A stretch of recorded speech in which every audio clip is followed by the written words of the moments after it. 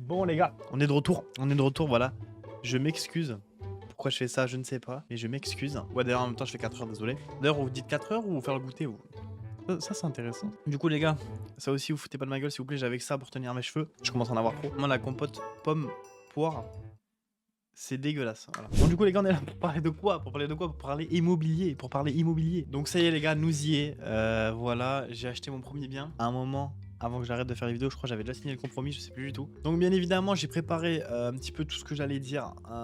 Du coup, voilà, on va voir en fait comment on achète un bien immobilier. En fait, je vais juste vous dire qu'est-ce que j'ai fait, les erreurs que j'ai fait. Que je peux vous dire que j'en ai fait beaucoup. Je suis vraiment très con. Vous allez voir sur cette vidéo. Juste une petite seconde, je suis désolé, mais je dois envoyer un message très important. Il était 17h17 et c'était l'heure du nez. Voilà.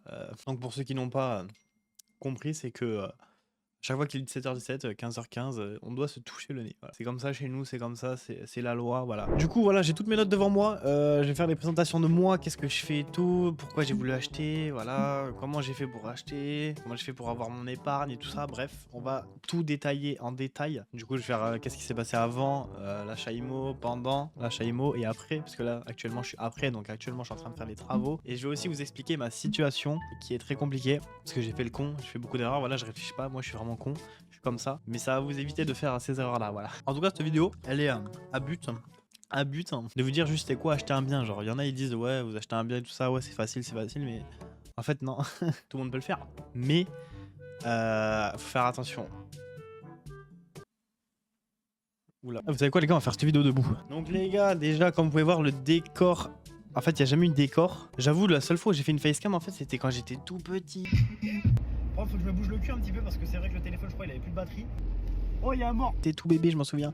Donc, ouais, j'étais chez mes parents et tout. Là, je suis plus chez mes parents, je suis chez moi. Voilà, je suis à Périgueux, exactement, dans le sud-ouest. Voilà. D'ailleurs, je vais essayer de parler de Périgueux un petit peu plus tard. Parce que vous allez voir qu'il y a pas mal de choses à dire dessus pour investir en immobilier. C'est une ville qui est plutôt à. Donc, du coup, les gars, moi, déjà, je vais me présenter en premier, avant le bien. En gros, je vais présenter mon moi d'avant quoi, il y a un an environ. Parce que maintenant ça va faire un an que j'ai signé le compromis, ça fait un an exactement le 14 février, c'est vrai, le jour de la Saint-Valentin, et mais dans 2 jours en fait. Dans 2 jours ça fait un an que j'ai signé le compromis. Petite pause toilette. J'ai fait un gros caca. Les gars, excusez-moi s'il vous plaît, j'ai 19 ans, voilà, soyez compréhensifs. Donc il y a un an, j'avais quel âge? J'avais 18 ans. Et j'étais en CDI, j'étais chez mes parents et j'avais déjà pas mal d'épargne de côté, même beaucoup. Parce que j'avais fait de l'apprentissage avant et tout ça. Parce que en fait j'ai toujours travaillé, économisé, j'ai travaillé chez mes parents parce qu'ils tiennent une boulangerie. Enfin bref voilà, j'ai toujours économisé, j'ai toujours mis de côté. Malheureusement, mes parents n'ont jamais mis de côté pour moi. Je sais qu'il y en a beaucoup qui commencent la vie avec un bon petit chèque de 5-6 000 euros, voire 10 000 pour ceux qui ont de la chatte. Mais moi j'avais pas de compte en banque déjà fait pour moi. C'est dommage et en même temps c'est bien parce que je pense que si j'aurais déjà eu tout à ma portée de main, j'aurais jamais travaillé. Je pense que j'aurais tout gaspillé. Donc voilà. Donc c'est un mal pour un bien, mais ça se trouve, avoir 6 000 euros de côté dès le départ, ça m'aurait aidé encore plus, ça se trouve, mais bon, on sait pas, on sera jamais, bref, on s'en fout. Aussi, j'ai voulu acheter si jeune, à 18 ans, parce que déjà, de 1, c'était pour faire le mec, et vous allez voir pourquoi j'aurais pas dû avoir envie de faire le mec, parce que je me dis avoir un petit appart à 18 ans, voilà, tu vois, t'es proprio à 18 ans, t'es dans le game, quoi. Ferme ta gueule. Et oui, du coup, avec cet appart, je voulais vraiment forcément faire de l'argent, parce que je me suis dit, c'est l'un des seuls moyens rentables, sans que ce soit trop... comment dire, si t'es pas trop con comme moi, normalement, t'es pas censé avoir trop de risques, même s'il y en a, il y en aura toujours. Et c'est censé être, voilà quoi, tout le monde a besoin d'un logement, quoi, tout le monde a besoin de se loger, donc c'est forcément qu'il y a une demande. Donc je me suis dit, vas-y, il faut que je me lance là-dedans. Du coup, ouais, c'est à force de regarder des vidéos et tout, ça m'a inspiré, et puis j'ai vraiment... À un moment, j'avais vraiment envie. Avant l'achat de la maison, qu'est-ce que j'ai fait? Voilà. Qu'est-ce que j'ai fait? Ça va, j'ai pas été trop con là-dessus. Je me suis pas quand même engagé dans un truc sur 25 ans sans me former. J'ai quand même été un minimum intelligent sur ça. Donc ça, je suis pas trop narvalo non plus. Donc comme je vous ai dit, pour avoir cet argent déjà, parce que forcément, avant un achat immobilier, tous ceux qui disent ouais, tu peux acheter avec 0 euros, t'as pas besoin de mettre d'apport, allez bien vous faire en... J'ai dû bosser, voilà, j'ai fait un an d'apprentissage. Comme je vous ai dit, après avant je travaillais chez mes parents, donc ils me donnaient la petite pièce. Et puis pendant un petit moment aussi, je vous rappelle avec les vidéos d'avant, j'essayais de faire un petit peu de community management, montage vidéo, graphisme, tous les trucs comme ça, et ça m'a fait gagner un petit peu, mais pas vraiment beaucoup, mais un petit peu quand même. Et puis après j'étais en CDI, donc je me suis dit c'est la meilleure opportunité. J'ai 18 ans, je suis en CDI chez mes parents, argent de côté.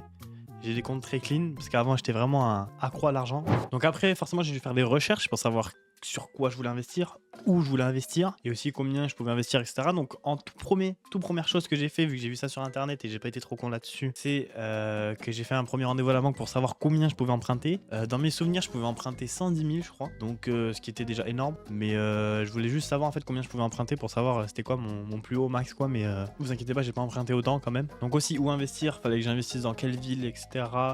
J'ai analysé un petit peu les villes autour de chez moi, je suis dans le sud-ouest, du coup je sais qu'apparemment le sud-ouest c'est plutôt pas mal niveau immobilier, on est plutôt pas mal. Vous allez voir aussi que sur ça je me suis déjà trompé. Pour analyser une ville, j'ai fait comment? J'ai analysé les pertes des habitants, bref le nombre de morts, de machin et tout. Je suis allé voir les villes autour de chez moi avec l'INSEE, donc bien sûr j'ai regardé les emplacements, etc. Qu'est-ce qui était bien. Enfin bref, je vais pas vous apprendre comment on regarde un bien, en fait je suis pas là pour vous apprendre, je suis juste là pour vous dire que je suis con. Et que je suis très con, et c'est tout. Voilà, je me croyais trop fort, j'ai pensé avoir trouvé la ville de ouf. Donc finalement j'ai investi à Villeneuve-sur-Lot, sachant que moi à ce moment là j'habitais à Montflanquin, donc il y avait 20 minutes de route, donc ça va, c'était peinard. J'ai fait du coup une première visite sur un appartement qui pue sa mère, voilà, il pue sa mère, clairement je vous le dis tout de suite. Il y avait déjà un locataire dedans et en plus vraiment il était nul l'appartement, je parle. Enfin bref, cet appart, en tout cas je savais que je le sentais pas, je sais pas comment dire, parce qu'avant j'avais pas l'œil. Quand je visitais avant tout simplement, je savais même pas qu'est-ce que je regardais. Je venais dans l'appart, je faisais crari le mec. Oui donc là, ah ouais, il y a une VMC, ah ouais, il y a une VMC, ah ouais. Je sais même pas ce que je disais, bref. Donc c'est là que j'ai découvert entre temps une application qui s'appelait Horiz.io et une application qui est plutôt pas mal. Parce que c'est une application, je pense elle est connue, je sais pas du tout. Elle m'a beaucoup servi et elle peut vous servir aussi. Donc si vous voulez, je vous mettrai le lien en description. C'est pas un partenariat ou quoi, je sais pas. J'aimerais bien.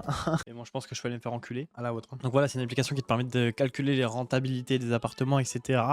De voir quels sont les plus rentables. Et en gros, le bien pouvait te calculer aussi le cash flow que tu pouvais générer tous les mois. Quand tu avais vraiment un cash flow positif ou même genre plat, ou enfin je sais pas comment on dit, bref à zéro, c'était vraiment le bien, il était vraiment pas mal. On dirait vraiment ils mettent toujours les taux au maximum que tu pouvais avoir et le loyer le plus bas que tu pouvais mettre, enfin bref.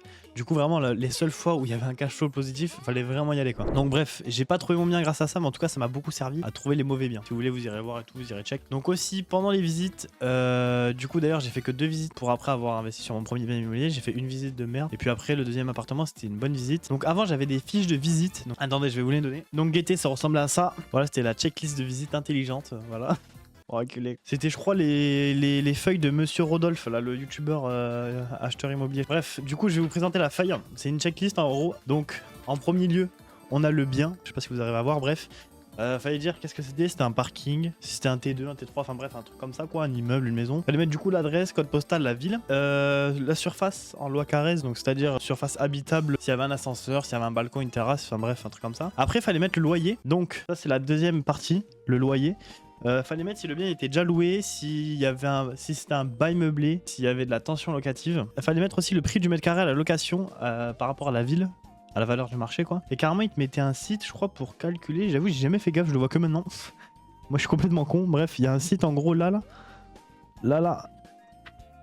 Et c'est pour ça, je crois que c'est pour savoir ça, j'irai check et je vous dirai. Après il fallait mettre le prix du mètre carré à la location réelle. Donc si le bien il avait déjà été loué, il fallait mettre combien au prix du mètre carré il avait déjà été loué. Et il fallait mettre les charges mensuelles par mois, si le bien était déjà loué. Après en troisième ligne, on a le prix.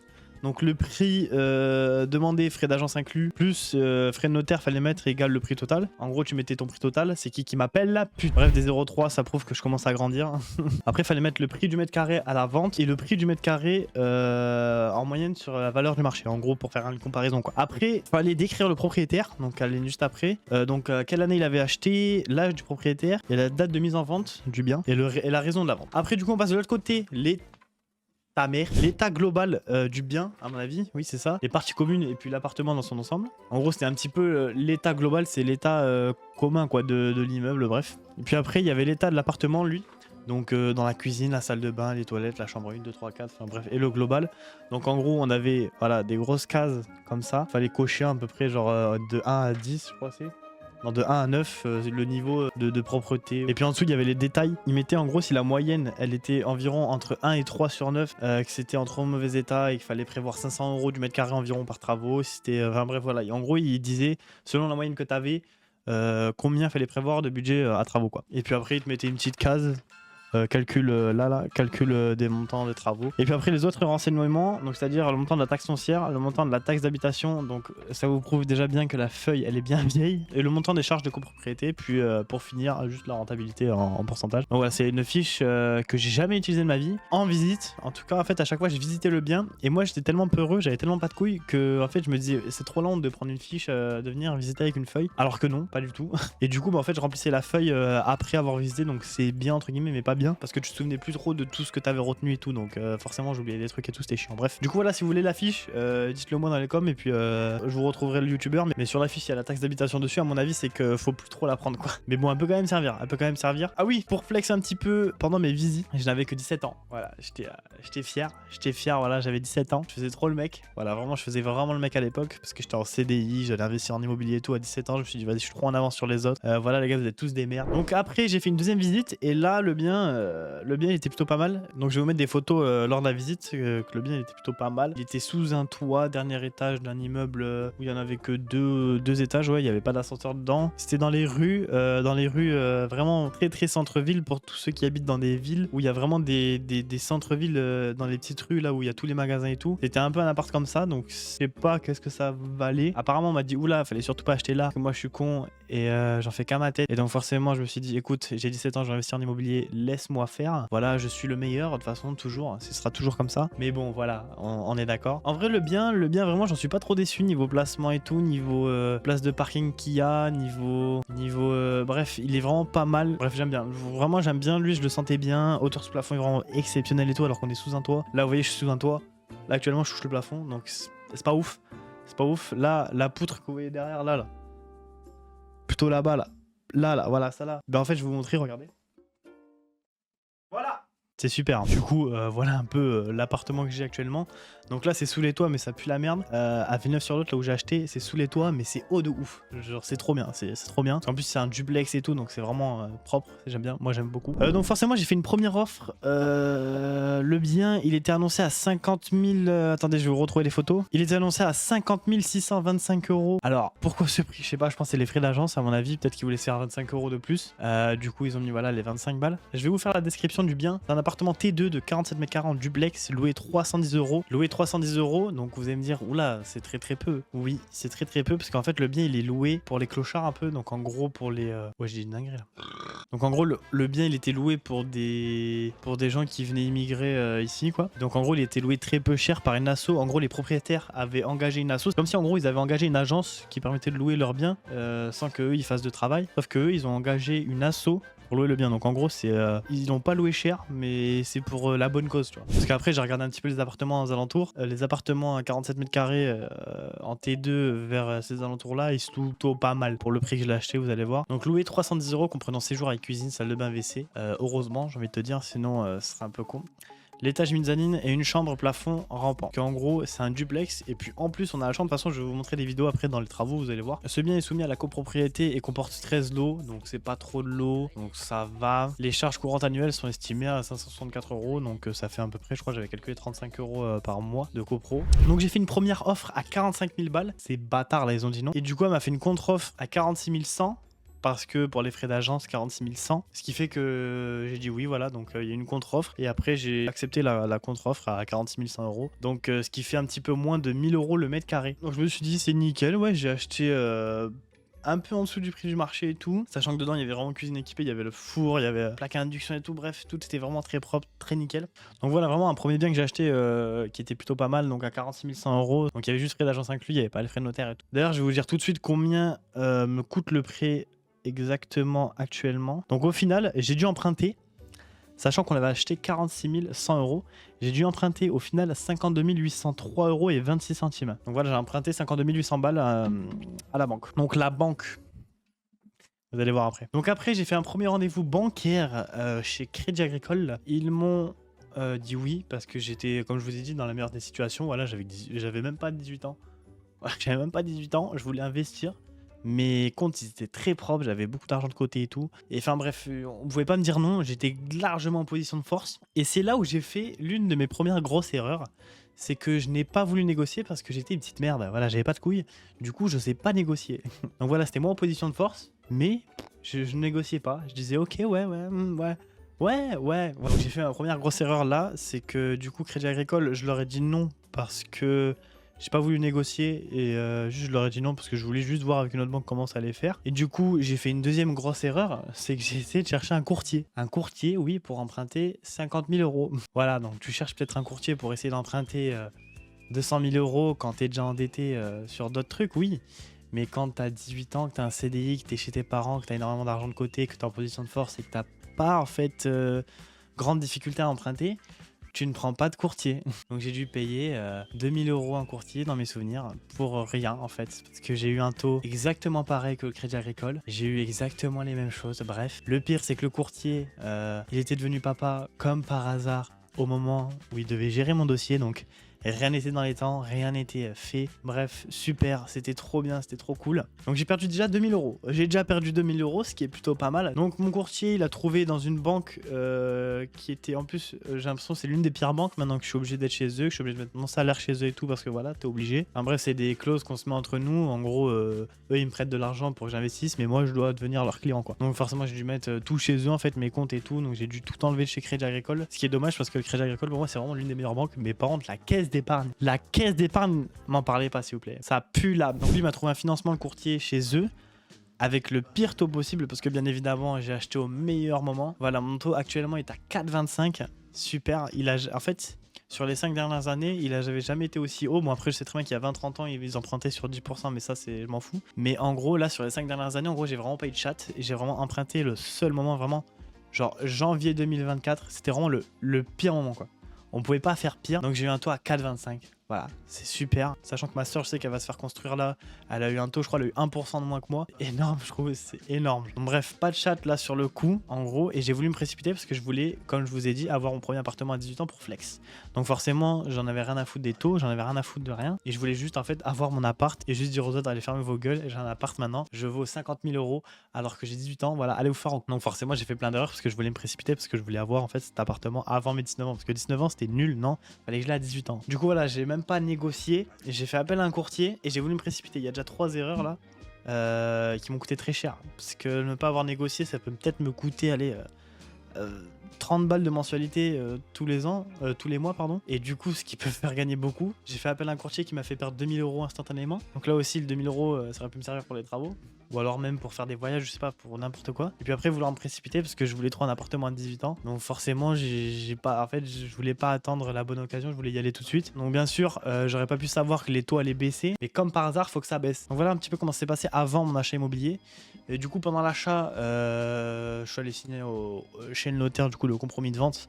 Donc le 14 février 2024, donc ça fait tout pile bientôt un an là, vu que je tourne le 12 comme je vous ai dit tout à l'heure. Je venais juste d'avoir le permis aussi, je crois, dans mes souvenirs. Donc vraiment, je t'ai refait là. Donc voilà, pendant l'achat, il s'est pas passé grand chose. Je sais que par contre, pendant le compromis jusqu'à l'acte, apparemment, il y a eu énormément de délais. Et c'était pas normal apparemment parce qu'il y a eu des trucs cons que j'ai pas su, qu'on m'a pas dit je crois, ou alors je crois que j'ai pas écouté parce que j'étais trop précipité en fait juste d'avoir les clés. Mais bref, en gros la copropriété, en fait il y en avait pas. En fait il y en avait une mais elle faisait rien. En fait la meuf elle était malade, c'était une vieille apparemment, elle était malade et tout. Et du coup rien n'était mis à jour, rien, mais rien du tout. Il y avait plein de travaux à faire apparemment dans l'immeuble, t'es même pas au courant. Il y a un gars il payait pas, on me l'a pas dit ça pour le coup, je sais très bien qu'on me l'a pas dit, on m'a dit qu'il y avait pas de procédure en cours alors qu'en fait il y en a une. Donc déjà le notaire il ment. Apparemment, on dit que le notaire a pas le droit de mentir, mais bon, d'après ce que j'ai vu moi, c'est pas le cas. Ça a pas avancé en fait, parce qu'apparemment, il fallait qu'il y ait la copro qui gère un truc pour que le bien il se fasse transférer et tout. Enfin bref, je sais pas trop ce qui s'était passé. Et du coup, j'ai dû attendre. Normalement, un compromis, on m'a dit c'était entre 2 à 4 mois entre le compromis et l'achat. Moi, j'avais attendu février, j'ai signé en juillet. Ouais, il y avait 5 mois et demi. Apparemment, c'était plus long que ce qui était, donc ça va, j'ai quand même acheté et tout, j'ai quand même l'appart et tout est nickel. Mais voilà, bref. Du coup, après l'achat, qu'est-ce qui s'est passé? Parce que du coup, pendant l'achat, bah, il n'y a pas eu grand-chose. Après, juste, voilà, juste pendant, je sais que pendant la signature de l'acte authentique, le mec, il me croyait toujours pas que j'allais acheter parce qu'ils avaient jamais vu mes parents, j'étais toujours venu seul. Je fais oui, ben oui. Tu vois pas, on est à l'acte là, tu vois pas, je peux plus me rétracter, tête de... Du coup, après avoir acheté mon appartement, comment dire, je suis con, encore une fois, parce que j'ai voulu faire des travaux en mode investisseur et tout, je vais faire des travaux, je vais rendre un appartement très beau, je vais pouvoir louer 700 € le mètre carré. J'ai voulu voilà, faire le mec, quoi, faire l'investisseur immobilier comme sur YouTube. En gros, j'avais pas besoin de forcément faire de travaux. Moi j'ai commencé à tout casser et tout, j'ai commencé à être motivé et en fait il fallait pas, je réfléchis pas. Ensuite j'ai appris aussi que mon cumulus était plein de calcaire, je savais pas, voilà, c'est en faisant venir des artisans, en faisant venir des potes et tout ça, enfin des potes, des mecs qui s'y connaissent un peu. Et donc à force en fait, voilà, de faire ça, j'ai appris beaucoup de choses encore plus sur l'appartement. J'ai pété ma cuisine pour rien, parce que je voulais la refaire alors qu'il n'y avait pas besoin de la refaire. J'étais con, en fait l'appartement je l'ai acheté, il était prêt à louer, j'aurais juste dû le louer pour voir déjà s'il se louait en fait, déjà si le marché marchait bien. Parce que attention, j'ai analysé la ville, mais bon, analyser la ville il y a un an, je m'y connaissais pas du tout en fait, je savais pas comment on faisait, donc mais du coup je vais vous expliquer en fait ma plus grosse erreur que j'ai faite jusqu'à ce jour. Et pour la peine on va s'asseoir, parce que là ça parle sérieux. Là, ça parle très sérieux. Donc voilà, les gars, j'ai acheté un appartement. J'avais un CDI. Bref, j'étais endetté, quoi. J'ai acheté un appartement, je suis endetté. J'habitais chez mes parents, etc. Bref, du coup, j'étais endetté, mais bon, j'avais énormément d'argent de côté. Voilà, je pouvais en fait réussir à faire tous ces travaux et tout. J'étais à 20 minutes de chez moi et tout, tranquillement. J'avais mon travail à côté de chez moi, voilà, j'avais 5 minutes de route à peine. Ensuite, depuis que j'ai eu le permis, donc janvier 2024, comme je vous ai dit, avant je n'aimais pas aller en boîte, je disais que c'était pour les merdes. De toute façon, je crois que vous pouvez le savoir avec les anciennes vidéos, je disais ouais, ceux qui vont en boîte de nuit, c'est des grosses merdes, voilà, vous êtes des gros caca, voilà. Et là, il s'est passé que en fait, depuis que j'ai eu le permis, je suis sorti une fois, 2 fois, 3 fois. 4 fois, j'ai payé 1 bouteille, 2 bouteilles, 3 bouteilles, des carrés, je me suis amusé. Mais le compte, petit à petit, il descendait. Et puis en fait, là où je sortais en boîte de nuit, parce que forcément j'habite dans un village, donc il n'y a pas de boîte, en fait, il y a pas de boîte de nuit autour de chez moi, donc je suis allé dans une ville. Donc Périgueux, là où je suis actuellement. Je commençais à bien aimer la ville. Je me suis dit, la ville elle est plutôt pas mal. Il y a du mouvement, ça bouge, il y a des jeunes. J'aimerais bien y habiter. Sachant que Périgueux, c'est à 1h20 de l'appartement où j'ai acheté. Et à peu près à 1h de chez mes parents, donc là où j'habitais avant. Donc je fais quoi? Je suis endetté d'un appartement sur 25 ans, je démissionne de mon CDI. Tranquille et tout, c'est normal, après c'est moi, c'est mes décisions, c'est une routine de faire des mauvais choix, comme ça devient une routine quoi. Donc je démissionne de mon CDI, je trouve un travail à Périgueux. Donc ça va, je reviens en CDI, super, tranquille. Mais du coup, il me fallait un toit, donc j'ai trouvé un appartement. Voilà, un appartement que je paye un loyer à 440 € par mois, avec l'eau, l'assurance, le chauffage, l'électricité, ben bref, tout. Donc il y a environ, 650-700 balles par mois qui part là-dedans. Il y a environ 300 balles par mois qui part dans l'appartement à Villeneuve. J'ai dépensé toute ma thune en boîte de nuit, donc j'ai plus un rond. Je peux pas avancer sur mes travaux parce que je suis pas là la semaine. En fait, je suis à Périgueux, je suis pas là-bas. Je peux pas faire 1h30 de route aller et puis retour. Et puis j'arrive pas à mettre d'argent de côté parce qu'en fait j'ai beaucoup trop d'argent qui part tous les mois. En fait, en gros, c'est comme un fonds de roulement avec une entreprise. Moi, mon fonds de roulement et mes revenus, ils sont vraiment à ça. Genre ils sont égaux quoi. Et du coup, moi, en fait, je mets pas d'argent de côté, sachant que j'avais plus d'argent vu que j'ai tout dépensé en boîte de nuit. Sauf que vu que j'ai pas d'argent de côté, je peux pas avancer sur mes travaux parce que je peux pas payer d'artisans et tout. Et vu que je peux pas avancer sur mes travaux, j'arriverai jamais à louer parce que là le bien il est plus en état de louer vu que j'ai tout cassé, tout est en ruine quoi. Donc en gros, j'ai pas d'argent. J'arrive pas à en gagner parce que mon fonds de roulement il est aussi élevé que mes revenus. Mais du coup, je peux pas avancer sur mes travaux. Je gagne toujours pas d'argent. Enfin bref, voilà, en fait, c'est une roue qui tourne. Et du coup, là actuellement, je suis bloqué. Voilà, c'est tout. Je suis con. Idée de génie quoi. Vraiment déménager. Voilà, il faut que je déménage. Faut que je déménage vraiment, puis au moment où je commence les travaux, voilà, faut que je quitte mon CDI, je prenne le risque de, ça se trouve plus avoir de métier et tout, mais tranquille. Après avoir en plus tout gaspillé en boîte, pour essayer de sortir plus en boîte, en fait, tout simplement, c'est pour ça que je suis allé à Périgueux, c'est tout. Et voilà, je vais vous le dire clairement. Et aussi pour la ville, parce que c'est vrai que c'est une ville que j'aime plutôt pas mal. Donc là, ça fait 7 mois que je suis en CDI bientôt, parce que j'ai embauché en CDI le 15 juillet 2024. On est le 12 février 2025. Et du coup, j'ai annoncé à mon entreprise que, en fait, la seule solution pour que, parce que je leur en ai parlé, bien sûr, en fait, la seule solution pour que j'arrive à ne pas me retrouver dans la rue, c'est en fait de requitter Périgueux et de revenir là-bas en fait, puisqu'en fait j'ai été con, c'est tout, j'ai fait le con. En fait je vais devoir redéménager, je vais devoir réessayer de trouver un travail. Je suis un peu dans le caca, en fait dans le gros caca même, dans le caca bien mou en fait, dans la grosse normalement je suis censé faire l'intérim, on m'a dit que normalement ça marchait bien et tout, donc je suis plutôt confiant sur ça. Donc en gros pour refinir les travaux de l'appartement, pour réessayer d'économiser beaucoup, pour remettre de côté pour essayer de continuer ces travaux, de les finir. Une fois que les travaux seront finis, voilà, je pourrai louer et tout. Et puis après, je reviendrai sur Périgueux. Donc voilà, je vais faire beaucoup de beaucoup de switch. Donc voilà, moi, je m'amuse bien dans ma vie en tout cas. Je sais pas vous. Du coup, voilà, j'ai beaucoup fait le con. J'ai énormément fait le con. Genre moi, je voulais vraiment acheter un bien immobilier pour vraiment essayer de gagner de l'argent et puis avoir déjà ce petit patrimoine de côté. Puis en plus, le bien d'ailleurs, oui, je peux pas le vendre parce que du coup, il est en ruine. Donc là, je vais perdre trop d'argent. Donc en gros, j'ai fait beaucoup trop d'erreurs lors de ce premier achat immobilier. Je suis dans la merde actuellement. J'ai pas d'argent et tout. Mes parents ils peuvent pas m'en donner parce qu'eux aussi ils sont dans la merde avec leur entreprise. Bon, entre temps, ce qui est quand même bien, le côté positif, c'est que j'ai trouvé ma petite copine, voilà, donc ma petite Valentine, voilà, donc bon, que j'arrête. Je suis quand même fier d'avoir trouvé quand même cette petite tête. Je pense ma plus grosse erreur en vrai, c'est d'être sorti en boîte. En fait, je serais jamais sorti en boîte, j'aurais jamais commencé. Je pense qu'il y aurait jamais eu tout ça. honnêtement, je pense qu'il y aurait vraiment jamais eu tout ça. Mais qu'est-ce que j'ai envie de vous dire, c'est fait maintenant, c'est trop tard, je suis jeune. Et j'ai voulu profiter. Je me suis rendu compte que j'ai bien profité, c'était cool et tout. Mais que c'est pas comme ça en fait qu'il faut faire. Du coup, voilà, réfléchir beaucoup avant d'agir, vous allez me dire, oui, c'est logique, mais genre, vraiment, moi je suis trop bête. Je suis trop bête. Donc en fait, là, ma vie, j'ai dormi dans ma voiture pendant un petit moment déjà. Parce que je me suis retrouvé dans ma voiture, parce que je pouvais plus payer d'appartement et tout. Donc là, j'ai essayé de reprendre un appart et tout, parce que je voulais vraiment plus dormir dans ma voiture, mais du coup, j'ai plus d'argent, j'ai plus rien. Entourez-vous aussi, entourez-vous beaucoup. Vous allez me dire, là, je suis dans la merde et tout, mais j'aime bien en fait ces péripéties-là, j'aime bien en fait trouver des solutions pour essayer de mieux m'en sortir et tout. Et j'adore ça en fait, c'est un petit peu de l'entrepreneuriat de ma vie que j'ai fait, en gros. J'ai fait des erreurs, énormément d'erreurs, et du coup, je dois les corriger, mais j'aime bien du coup, parce que je suis conscient de ça, je continue pas à sortir en boîte et tout, forcément j'ai arrêté parce qu'au bout d'un moment, bah voilà, le porte-monnaie il souffre, j'essaie de mettre de côté, etc. Enfin bref. Attendez, du coup, les 18h18, maintenant c'est l'heure du nez, encore une fois, mais 1 heure plus tard. Donc ça fait déjà 1 heure que je tourne, wesh. Et vraiment, le business, c'est vraiment à faire une fois dans sa vie, c'est bien, j'adore en fait, j'adore. J'adore ces péripéties-là, j'adore. En fait, j'adore être dans la merde, c'est un peu con de dire comme ça, mais j'adore être dans la merde parce qu'en fait, j'adore après trouver les solutions et me sortir de la merde. Pas drôle non plus, quoi, c'est pas drôle. Quand il est vraiment, c'est pas drôle. Du coup, c'est bien que je fasse tout seul, que je sois très seul dans ce que je fais, parce que du coup, bah, je me rends compte des choses que je fais et des merdes que je fais. Donc voilà, c'est un petit peu les merdes que j'ai fait lors de mon premier achat immobilier. Ce qui est bien, c'est que j'ai appris beaucoup et je sais très bien que je vais en apprendre encore plus lors des travaux, c'est sûr. Et c'est pour ça que je suis trop content. Je suis dans la merde, mais je suis content. Voilà, ça prouve à quel point je suis con déjà. Mais en tout cas, bref, voilà, prochainement, je vais vous faire des vidéos sur les travaux, du coup, sur les avancées et tout ça. J'ai commencé déjà à tourner quelques vidéos, parce que forcément, ça a avancé. Donc voilà, j'essayerai de reprendre les vidéos un petit peu plus sérieusement. Donc voilà, pour moi, ça va être une fin de vidéo, ça va être une fin de tournage. Voilà. Pour moi, je suis très content d'avoir acheté mon premier bien à 18 ans. C'est un petit flex. C'est un gros flex même en fait. Voilà, je flex toujours. Bref, du coup, voilà, moi je vais vous laisser, je vous fais des petits bisous. Et puis je vous dis à je sais pas quand. Voilà. Voilà, bisous.